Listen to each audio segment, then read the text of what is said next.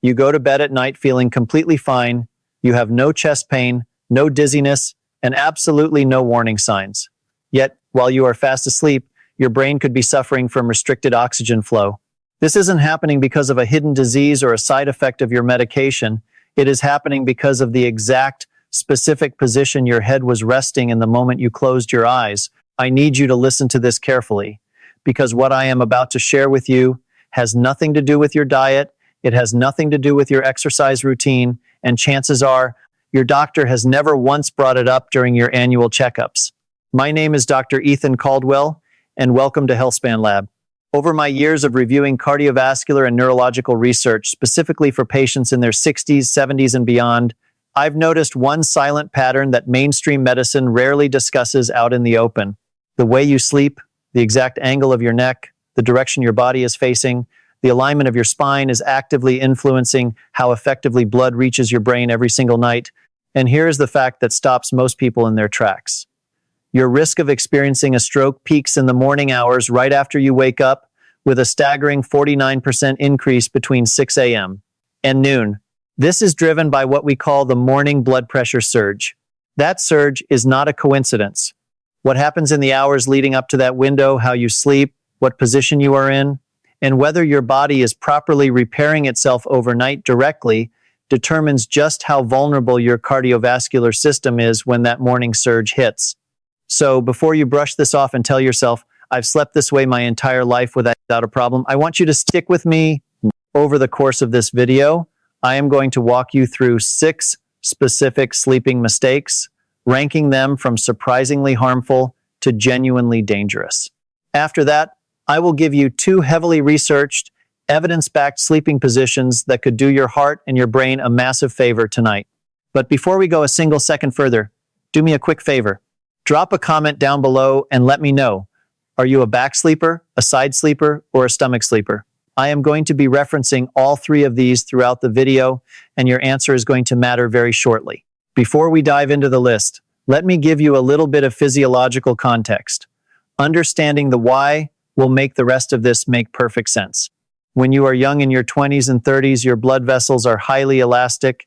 They easily stretch, adapt, and compensate for poor mechanics. Even if you sleep in a terrible, contorted position, your cardiovascular system quietly corrects the issue. You might wake up with a stiff neck, but that is usually the end of the story. However, things change dramatically after the age of 60. Your arterial walls naturally begin to stiffen. The microscopic vessels that feed oxygen to your brain become less flexible. The pressure inside your skull becomes far more sensitive to changes in your body's physical position. Furthermore, your blood pressure regulation system, the internal mechanism that keeps your circulation perfectly balanced, becomes much slower to respond, particularly in the middle of the night. Doctors refer to a healthy nighttime cycle as overnight blood pressure dipping. Healthy sleepers typically experience a natural 10 to 20% drop in their blood pressure while they sleep. This drop is incredibly protective. It is the sound of your body recovering. But if your sleep position is wrong, if it is actively compressing the wrong blood vessels, restricting the wrong airways, or tilting your blood flow against gravity, that naturally protective dip is completely disrupted. And what fills that missing gap is something far more dangerous. I want you to keep that framework in mind as we go through everything that follows. Also, if you're new to the Healthspan Lab community, say hello in the comments. Tell me your name and let me know where you're watching from. I read every single comment, and I love knowing exactly who I am helping today. Now, let's get into the list. Mistake number 1, sleeping fully flat without any head elevation. Let's begin with something that sounds so benign, it is almost hard to believe it could cause a medical issue. Sleeping completely flat on your back, no pillow, or maybe just a paper-thin one. Your body is perfectly horizontal, and your spine is supposedly perfectly aligned. It sounds like the ideal posture, right? You will easily find physiotherapy websites praising it, and high-end mattress companies practically build their entire marketing campaigns around it. But there is a critical piece of human anatomy that nobody is showing you. When you lie completely flat, particularly as you move past age 60, your blood does not distribute itself as evenly as it did in a younger body. Because gravity is no longer working in your favor, your cerebrospinal fluid, the essential fluid that cushions your brain inside your skull, can begin to pool. As a result, your intracranial pressure slowly edges upward. The tiny, fragile vessels inside your brain, which are already dealing with decades of mild wear and tear, are now subjected to slightly more pressure than they are designed to handle for 7 to 8 straight hours. In fact, a fascinating study published in the Journal of Clinical Sleep Medicine found that even a highly modest head elevation as little as 15 degrees led to highly measurable improvements in both intracranial pressure and nighttime blood flow dynamics. Here is the daytime symptom that most people completely misread. You wake up at 3 a.m. with a dull, throbbing headache. You might feel it right behind your eyes, or maybe at the very base of your skull. You probably brush it off thinking, I'm just getting older, headaches just happen. You get up, drink a glass of water, maybe take an ibuprofen, and force yourself back to sleep. But what if that early morning headache is actually your brain's biological way of warning you? The pressure in here is simply too high, and it has been too high for hours. The fix for this is wonderfully uncomplicated. You just need a 1.5-degree elevation of your upper body. I am going to show you exactly how to achieve that safely and comfortably toward the end of this video. But first, we need to talk about a posture that is even more specific in the damage it causes. Mistake number 2, stomach sleeping, the position that twists everything. This is the mistake that surprises almost every patient I bring it up with, largely because sleeping on your stomach feels like it should be harmless. You aren't putting any direct weight on your heart. You don't feel like you're compressing your lungs. You are simply lying face down. So, what exactly is the big deal? The big deal is your neck. When you sleep on your stomach, you physically cannot breathe if your face is mashed straight down into the mattress. So, what is your body's natural workaround? You rotate your head sharply to one side, and because we are creatures of deeply ingrained habit, you almost certainly rotate it to the exact same side every single night. I want you to visualize what that means structurally for your anatomy. Your neck is rotated up to 90 degrees for 7, 8, and sometimes 9 hours every single night. Running right along the sides of your cervical spine, the bones in your neck are 2 vital blood vessels called the vertebral arteries. These arteries are responsible for carrying blood directly up to your brainstem, your cerebellum, and the specific regions of your brain that control balance, breathing regulation, and physical coordination. When your neck is significantly rotated to one side for a prolonged period, these vertebral arteries can physically become kinked. Think of it exactly like stepping heavily on a garden hose. The flow of water doesn't stop entirely, but the pressure builds up and the output is severely restricted. Having restricted blood flow to your brainstem for 8 straight hours, night after night, year after year, is simply not something your aging body can casually shrug off. Research published in the Journal of Manipulative and Physiological Therapeutics confirmed this mechanism, demonstrating that extreme cervical rotation measurably and significantly reduces vertebral artery blood flow velocity. While that particular study was originally focused on chiropractic manipulation, the underlying anatomical principle applies identically to sustained, overnight sleep positions. And there is a second major problem with stomach sleeping. It severely limits your breathing. In this position, your rib cage is pressed firmly into the mattress. Every single breath you draw all night long is a breath actively fighting against physical compression. Your diaphragm cannot fully descend. Because of this, you never reach your full tidal volume, which is the deepest, most restorative breath your lungs are biologically capable of taking. So, you have lower oxygen intake per breath combined with a physically restricted artery, both happening at the exact same time. If you are 35 years old, your body compensates, but if you are a 6-8-year-old dealing with any degree of hypertension or a cardiovascular history, this is a cumulative, escalating problem building silently in the dark. If you are still with me and you are finding this information helpful, take a quick second to type the number 2 in the comments. It lets me know that you are following along and getting real value out of this breakdown. Mistake number 3. Stacking multiple pillows under your head. I want to stay focused on the neck region for a moment, because this next mistake is usually done with the absolute best of intentions, yet it creates a very similar hazard through a completely different physiological mechanism. I'm talking about stacking pillows, putting 2, 3, or sometimes even 4 pillows right under your head. People usually do this for very real, very frustrating reasons. Acid reflux, sinus drainage issues, breathing difficulties, or severe snoring. And to be fair, a small amount of elevation absolutely does help with some of those conditions. I am not dismissing your need to treat them, but here is exactly what happens when that elevation goes from helpful to excessive. When you stack pillows, your head gets pushed significantly forward. Your chin is actively tilted down toward your chest. That sustained forward bend of the neck, a posture that clinicians refer to as cervical flexion, puts you in the exact anatomical position that compresses those same vertebral arteries we just discussed. Only this time, the restriction is happening from the front. Furthermore, there is a third crucial blood vessel that almost always gets overlooked in this conversation, the internal jugular vein. This vein acts as your brain's primary drainage pathway. Its sole job is to carry used, deoxygenated blood and metabolic waste back down from your head and toward your heart. When your neck is bent excessively forward by a mountain of pillows, that jugular drainage pathway becomes partially obstructed. The blood drains far less efficiently. Slowly, over the course of the night, pressure inside your skull builds up, and your brain's ability to clear out metabolic waste is heavily compromised. You might notice the result of this the very next morning. It shows up as heavy brain fog, a dull heaviness right behind your eyes, and that incredibly frustrating sensation of waking up after a full 8 hours of sleep, feeling absolutely exhausted. You aren't lazy. Your brain may have literally been sitting waterlogged all night. The clinical correction here is simple. Use one pillow. You need a single, properly contoured pillow. Ideally, you want a memory foam cervical pillow that is specifically designed to support the natural sweeping curve of your neck, rather than one that forces your head up into an unnatural angle. I have had countless patients report that their chronic morning headaches vanished entirely within a single week of making this one simple change. One proper pillow. That is all it takes. Before I reveal the fourth mistake, if this video is helping you rethink your nighttime routines, do me a small favor and hit that like button.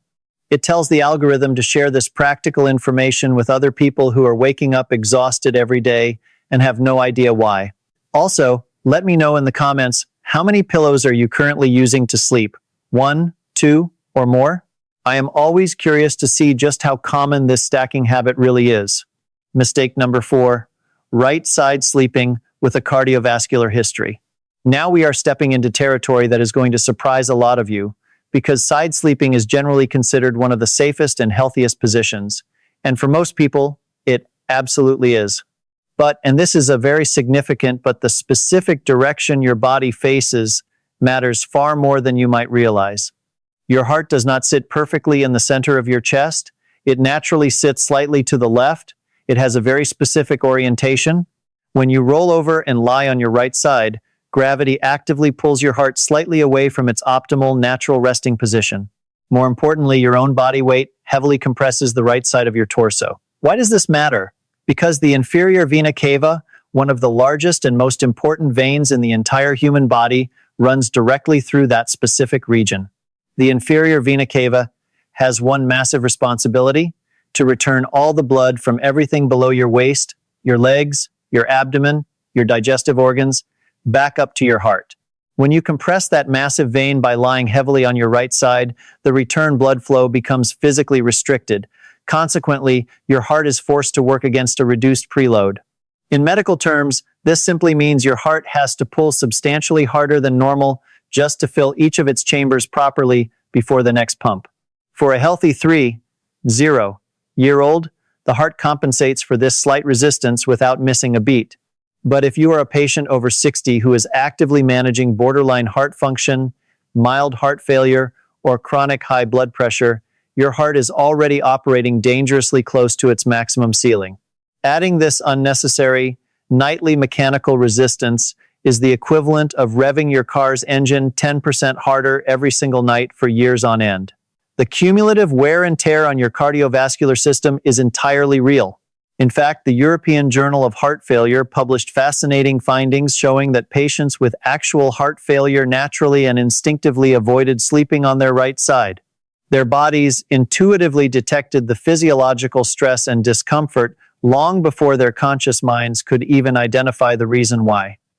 That biological instinct is highly worth listening to. If you were one of the people who commented earlier that you are a right-side sleeper, this entire section was written specifically for you. Keep watching, because the solution I will share at the end directly addresses how to fix this safely. Mistake number 5.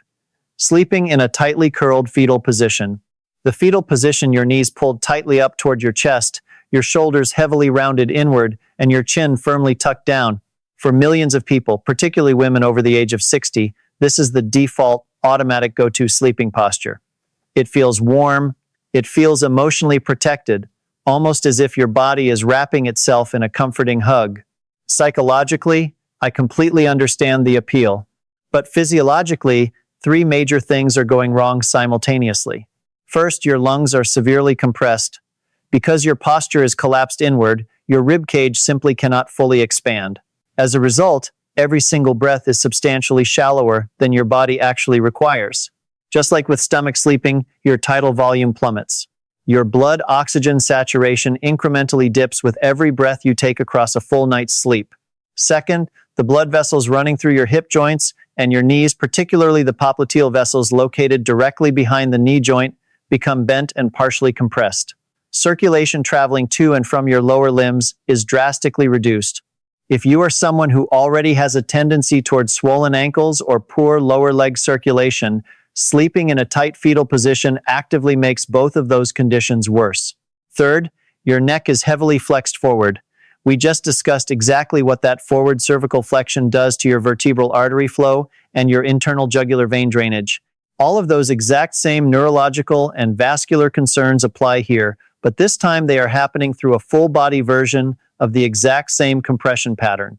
Extensive research in respiratory physiology and neurobiology has heavily documented that sustained spinal flexion during sleep measurably reduces tidal volume, the total amount of air inhaled per breath.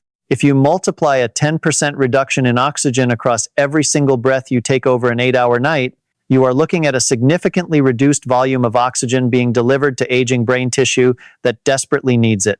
If this describes you, and you have curled up this way every night for the last 30 years, don't panic.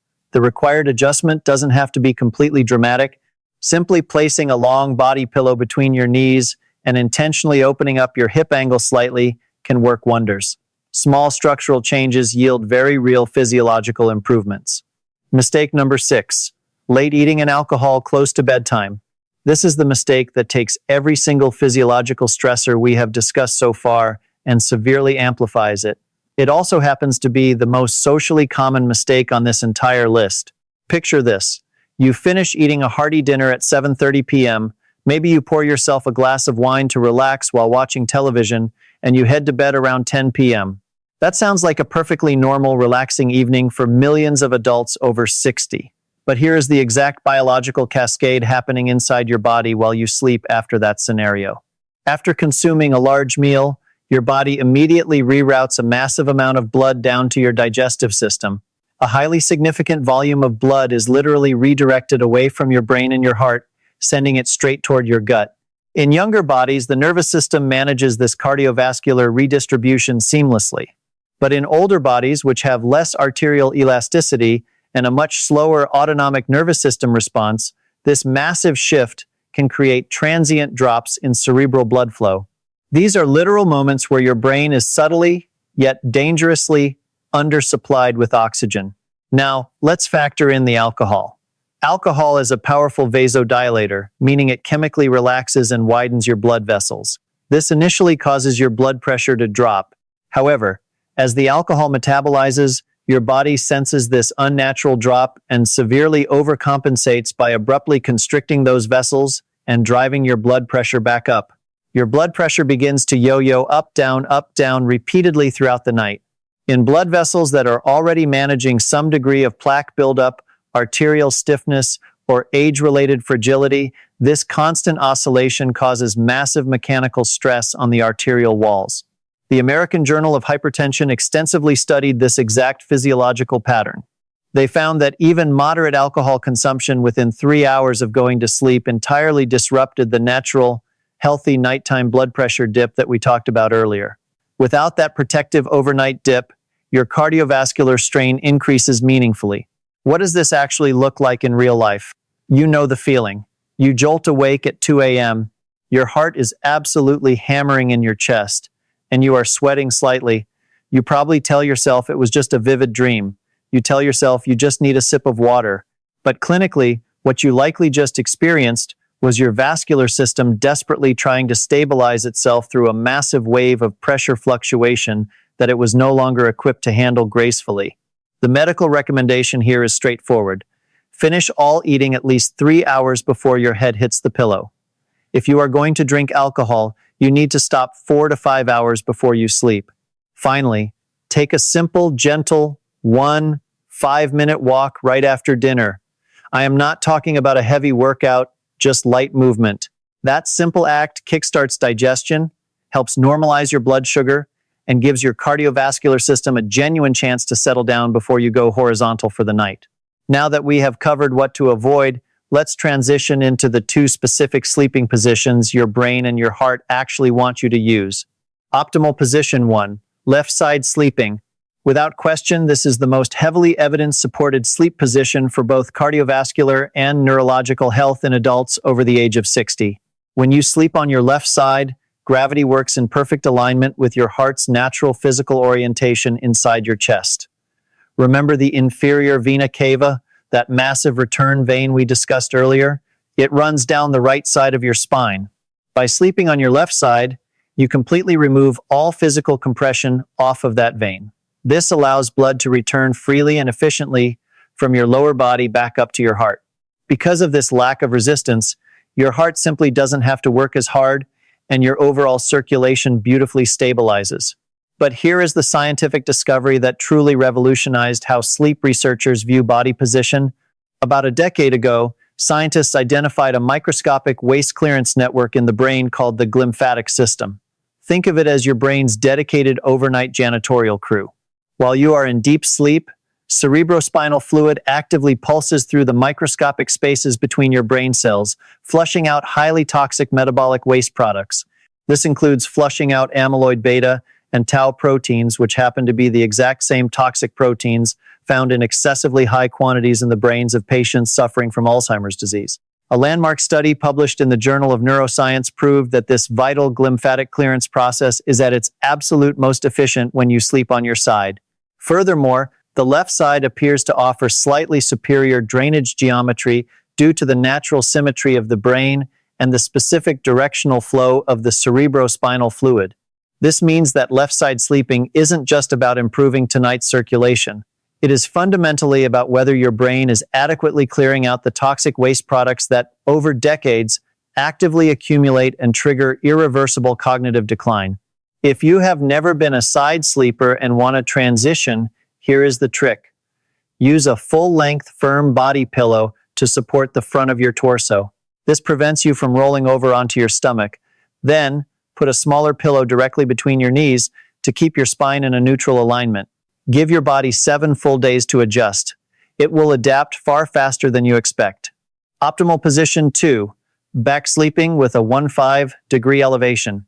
For those of you who truly physically cannot tolerate side sleeping, whether due to severe joint pain, shoulder arthritis, or simply decades of deeply ingrained back sleeping habits, there is a highly safe, deeply effective alternative.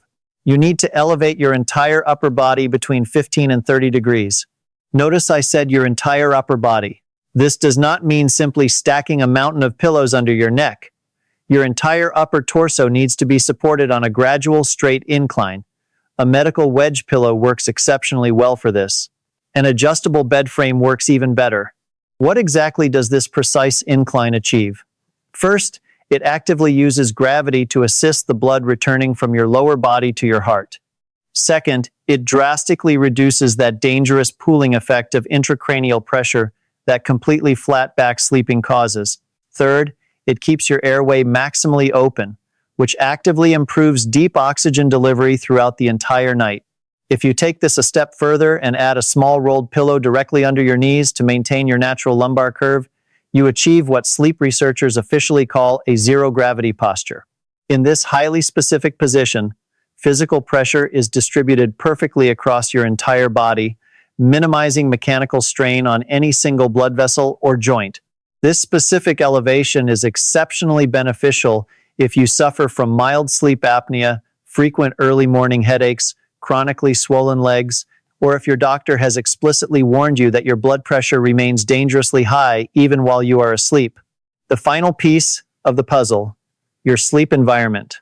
Your physical position alone isn't the complete picture. The exact environment of your bedroom physically shapes whether your cardiovascular system spends the night recovering or spends the night laboring in distress. Temperature. You must keep your bedroom strictly between 65 and 68 degrees Fahrenheit. A much cooler environment actively helps your body's core temperature drop, which is the primary biological trigger required to enter deep, restorative sleep. A cooler room also naturally forces your nighttime blood pressure to lower. If the room is too warm, your heart rate remains elevated, trapping you in shallow, unhelpful sleep stages where absolutely no meaningful cardiovascular recovery can take place. Light and screens. The blue light emitting from your phones and tablets after 9 p.m. chemically suppresses your brain's melatonin production, severely delaying your entry into deep sleep. Remember that glymphatic system, your brain's janitorial crew? It operates most actively only during the deepest stages of sleep. Disrupt that stage with screen light, and the vital waste-clearing process stops entirely. Put the phone away in another room. Read a physical paper book instead. Noise, sounds in your house that don't wake you up fully, can still silently interrupt your deep sleep through what we call micro-arousals. You don't consciously remember them, but your heart rate sharply spikes and your cortisol levels immediately rise. Your conscious brain might not register the dog barking down the street, but your vascular system notices every single incident. Running a white noise machine or wearing high-quality earplugs can eliminate this dangerous variable entirely. Monitoring tools. It is highly worth considering an overnight pulse oximeter. This is a simple, inexpensive, small clip-on device that meticulously tracks your blood oxygen levels while you sleep. If you review the data and notice your oxygen is regularly dropping below 92%, that is a serious conversation you need to initiate with your doctor immediately. It points directly to sleep apnea, severe circulation issues, or early respiratory failure, all of which exponentially increase your immediate risk of a stroke. Here is the absolute most important thing I need you to take away from our time together today at Healthspan Lab. Your physiological risk of suffering a stroke does not magically clock out the moment you fall asleep. In many critical ways, the quiet hours between midnight and dawn are the most highly vulnerable hours in your entire cardiovascular day. But the precise physical position your body rests in during those dark hours is something you have direct, immediate, and absolutely zero-cost control over. I want you to pick one thing from today's lesson. Just one. Commit to switching to your left side tonight. Commit to elevating your upper body by 15 degrees. Commit to stopping all food intake within 3 hours of bedtime. Or simply trade in your 3 stacked pillows for one properly contoured memory foam option. Any single one of these changes is not a trivial thing. It is a highly consistent nightly medical intervention that biologically compounds over weeks, months, and years. Right now, drop a comment below and tell me, which one of these changes are you going to make first? Reading your answers genuinely helps me understand what this community is actively dealing with, and your public commitment just might help someone else reading the comments recognize a dangerous pattern they have been ignoring for decades. If this video handed you the kind of detailed medical context your standard 5-minute doctor's appointment never has time for, please hit the like button and actively share this with someone who desperately needs to hear it. Send it to a spouse, a parent, or a sibling over the age of 60 who constantly complains about waking up exhausted with unexplained morning headaches. And make sure you hit subscribe right now, because next week I am covering the 5 early morning symptoms that cardiologists warn are far more dangerous than most patients realize. These are highly specific symptoms that appear exclusively in the first 20 minutes after you open your eyes. Symptoms that most people casually dismiss as just getting older, but that may actually be your body's vascular system sending you a very specific final warning. You absolutely will not want to miss that breakdown. Until then, sleep smart, protect your brain, and take incredible care of yourself. I am Dr. Ethan Caldwell, and I will see you in the next video.